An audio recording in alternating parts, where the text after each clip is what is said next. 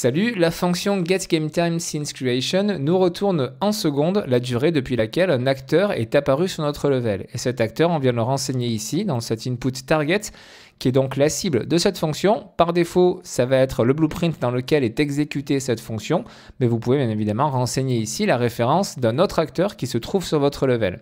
Le tooltip nous indique que cette fonction est relative à cette fonction-là, qui est très proche, getGameTimeInSeconds, qui nous retourne tout simplement la durée depuis laquelle le jeu a été lancé.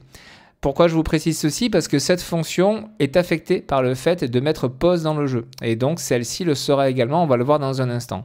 L'exemple que je vous ai préparé, il est là. Je suis dans le level blueprint. Dès le début du jeu, j'attends 5 secondes avec ma fonction de delay. Et au bout de 5 secondes, je fais spawn, donc je fais apparaître un cube sur mon level à l'endroit où se trouve mon personnage. Et ce cube, je le passe en variable. Ce que je fais également sur un event tick, c'est-à-dire à chaque frame, j'utilise ceci parce que je suis en mode tutoriel pour vous présenter simplement les choses. Donc à chaque frame, ce que je fais, c'est que ma variable, justement, la référence à mon cube, je vérifie si elle est valide. Si elle est valide, ça veut dire qu'elle a spawn en jeu. Et à ce moment-là, ce que je fais, c'est que j'affiche dans mon interface utilisateur, tout simplement, deux choses. Tout d'abord, la durée depuis laquelle le jeu est lancé, avec la fonction getGameTimeInSeconds, et ensuite, la fonction qui nous intéresse, qui nous permet de savoir depuis quand l'acteur précisément est en jeu. Ça nous permettra de comparer les deux valeurs. Et enfin, si cette référence à mon cube n'est pas valide, c'est-à-dire s'il n'a pas encore spawn sur le level, à ce moment-là, le isNotValid sera exécuté. Et ce que je fais, c'est que j'affiche tout simplement la durée depuis laquelle le jeu est lancé. Je ne fais pas référence à mon cube qui n'existe pas. Enfin, dernière chose que je vais faire tout de suite après, c'est que je vais mettre le jeu en pause. On va gérer ça pour vous montrer comme quoi c'est bel et bien, ça impacte bel et bien nos fonctions. Donc vous voyez le temps en bas à gauche qui s'écoule. 5 secondes après, hop, on a le cube qui spawn. Et là, les deux données que nous avons, première ligne, c'est la durée depuis laquelle la partie est lancée.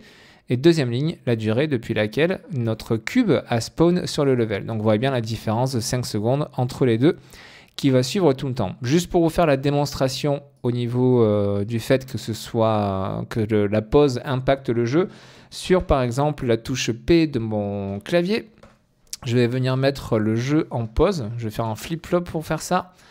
Un coup j'appuie et à ce moment-là, ça mettra pause et la fois suivante, j'enlèverai la pause. Pour faire ça, je tape setGamePause pour passer le jeu en pause. Tac, CTRL W pour dupliquer. Le premier cas, je mets en pause. Le deuxième, je ne mets pas en pause. Et cette fonction, l'événement d'appuyer sur ma touche, je coche bien ici le Execute when paused, qui me permettra bien, même en étant en pause, de pouvoir être à l'écoute de ma touche pour pouvoir ensuite revenir.